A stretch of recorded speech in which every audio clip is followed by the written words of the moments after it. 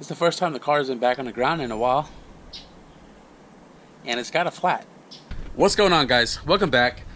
I hope you guys enjoyed the short segment on the car being turned over.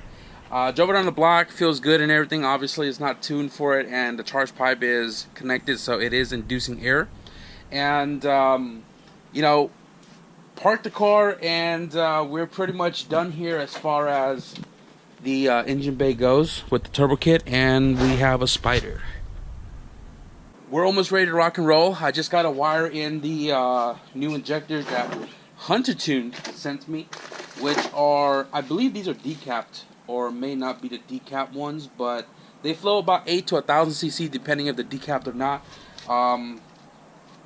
But these are Silverado, I believe, injectors, and he provided me the clip as well. So once I get these suckers wired up into the car, I'm gonna have Hunter tune in with me on remote for the S300 and program these injectors to fire my car, run, and get the car to idle and everything, so that way when I throw it on the dyno, the values and the dead times for these injectors are already set for my tuner to get down.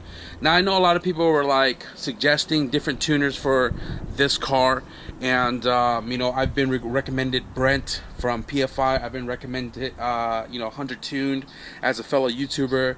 Miller Built wants to get down with the setup, but I've always tuned with Red Zone, and you know, I can't be rocking Red Zone and they weren't the one touching the car, you know what I mean? So like, much respect to everybody, but this car is probably gonna make its way back to Red Zone. So as far as today goes, if you guys have seen in the previous video, you guys have seen that I built a dual point to multi-point conversion harness for a customer here locally, and I went to the shop yesterday to kind of talk about the CRX that he has, talk about his car, work exchange, so on and so forth. So we worked out a deal where if I go over there and wire in the extra wires from the multi-point harness to his ECU, which is the 2 fuel, the 2 crank, C1, C2, B10, B12, and then do the wire tuck for him as well, because he's in the process of doing that. Again, he's not an electrical guy, so he don't want to mess shit up. If I do that for him, he'll shoot me the HF CRX. So today, that's what I'm going to do. So I'm about to head to Fry Electronic right now, go buy some more materials such as shrink tubings, electrical tape, and all that jazz, some extra looms, and then I'm going to head to his shop and get down with the work, try to get it done, try to get out, so we can come back here and you know, carry on. So yesterday when I left, they got down to work. They pressure washed the whole engine bay, they pulled the harnesses inside for me, and then they refreshed the motor itself. They pulled everything off, they painted it, pressure washed it, painted it.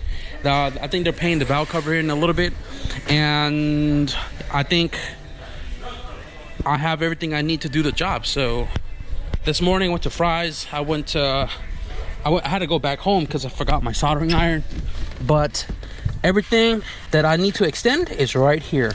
Now this car has AC. Sorry, it's kind of dark in here. I lost my 4 bangers light, but this car has AC, and it's gonna be a little more complicated for me because normally this harness sits up on the firewall where the AC unit is blocking, and with the AC delete duct, there's plenty of room all around, and this isn't the case because this box is wedged up against the firewall, so I can't even like shove this harness back there. So I'm gonna have to find a way to like hang it up here or something, or find another place for the fuse box, and make all this harness, you know, fit into place, and then obviously run these sucker outside. Now I'm not going to show too much process on this because I've already covered wire tuck many times before, but I'll give you guys small progress updates here and there, and then I'm trying to knock this out as quickly as possible because the shop closes normally at 5 and it's like 2 o'clock, so I gotta get to work. Quick little update, guys. So the passenger side has been pulled out, and all that is left here is to cut and extend everything accordingly. Driver side has been pulled through as well and already loomed up, grommet into place, and all I'm doing for the driver side is the headlights, windshield washer motor, and bumper. The other ones all reach into place, and I'm about to start extending that right now. Inside the car, I was able to find a way to mount the fuse box and the harness itself to clear the AC unit, the exchanger, whatever this is, and we can put that back into place without interfering. But the ECU has to find a new home, which is not a big deal because I'd rather have full access for the fuse box to be able to open, change fuses, whatever, rather than tucking it up far and then having to wedge your head under the dashboard to find the fuses and stuff that you need. All right, so I only finished the driver's side. We gotta get on out of here. I'll be back tomorrow. I want to put a battery on because they did the bumper light stay on mod, so I just tied it into the red, run the green to green, black to black. The motor's going in tomorrow as well. Harness is already installed. I still got to do this guy at the ECU, and then I got to make a sub harness for the alternator to the fuse box, which is not a big deal as well. And then hopefully we'll try to turn it on tomorrow. I'll see you then. So start my morning here off in the junkyard in continuation from yesterday's work. I know when I came here to pull that motor, there was 2 empty rows, so I'm just here to check it out real quick. The shop is down the street, so he won't be back in the shop for another hour. Gives me some time to kind of walk around and see what I can find. So this Integra I was looking at last week, this one has a B20 swap in it, JDM B20B, and I was like, yo, I pull that GSR motor, swap the blocks out, make it a B20V, but then again, the GSR block is worth a lot of money, so it's also half off for toolkit members, so if I pick that up, it'll be like under 100 bucks. But I'm not, because I'm not here for this motor. I'm just here to check out those roads and then we're out of here. So this was the prelude with the H22, and the day that I left the yard, somebody was pulling this motor out. They must have really wanted that shift knob, because I couldn't take it out. But yeah, everything, suspension, motor, all gone. Don't sleep on deal, guys. Don't sleep on deals. So I've been here for like, I don't know, 2 hours, hour or two or whatever, but got the passenger side wire harness near complete. I just got to loom this up right here, add that extra wire for the bumper light mod, where the bumper light stays on and signals when you signal. And this side is all done as well. Just got to finish looming it up because yesterday I didn't have any extra loom, but I brought a bunch of them. Motor's ready to go, and they're just putting in the DA booster now. The DA prop valve is already in place, just waiting for the rear trailing arm bushings to replace, and then they'll put the disc on there as well. He'll do all the brake pads and rotors later, but for the most part, get that sucker in before the motor goes in. I'm not sure if we're putting in the motor today, are we?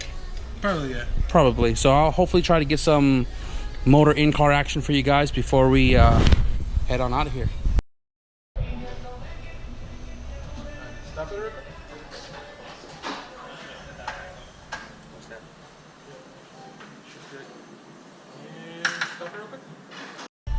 all right, guys, so I've buttoned up the wire tuck right here, completely ran, loomed up, and same goes for the driver's side. Ran out of tape, but lucky enough I had an extra one where you can see the difference in the shininess versus the satin. Nonetheless, everything is all plugged up. He got to go get some Integra or EG or whatever plug this is right here for the bumper, which now stays on because of how I wired it. Stays on and flickers when you signal. And yeah, this is all out of the way. Got the motor installed as well. It was a little bit of a fight, but for the most part, it's all in there.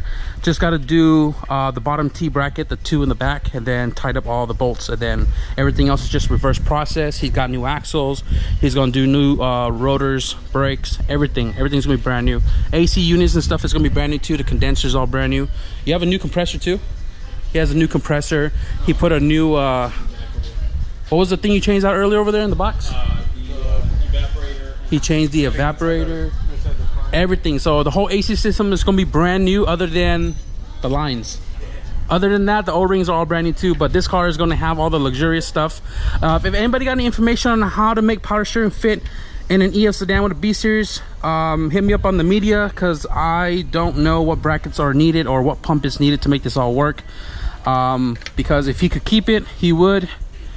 But if we can't, then fuck, we're gonna have to go to like a manual rack or something. But for the most part, this car is definitely coming together. It's only been like 2 or 3 days. All right, before I end my day here, I am going to open this package that I received yesterday. I've been so busy at the guy's shop working on his car that was supposed to be just a dual point multi-point service, but I'm actually helping him put the car together now because the CRX is my payment.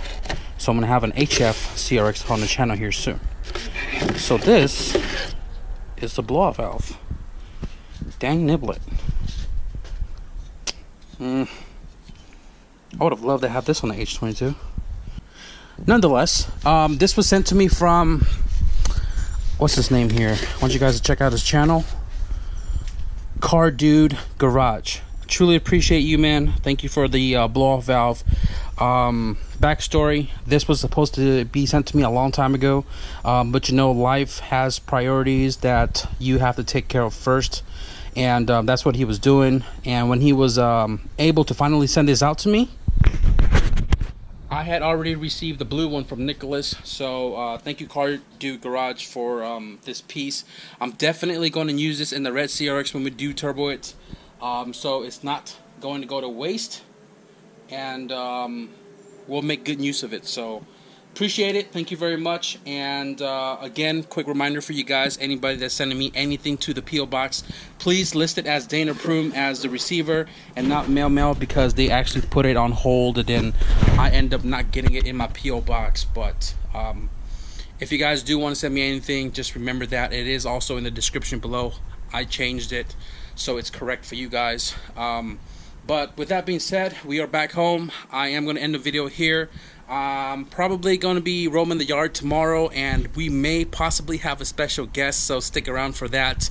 And when we're done with tomorrow's junkyard adventure, guys, we're probably going to be heading back to the shop to finish up the rest of the wiring to the ECU, so that way when he plugs it up, it's pretty much ready to rock and roll. And if you guys enjoyed this video, please smack that like button. And if you guys want to stick around for more updates as far as the CRX goes and the EF sedan goes, hit the subscribe button and, you know, hit the notification bell, so that way you guys can get it as soon as I upload it to the channel. Thank you for watching. I'll see you guys in the next video. Peace out.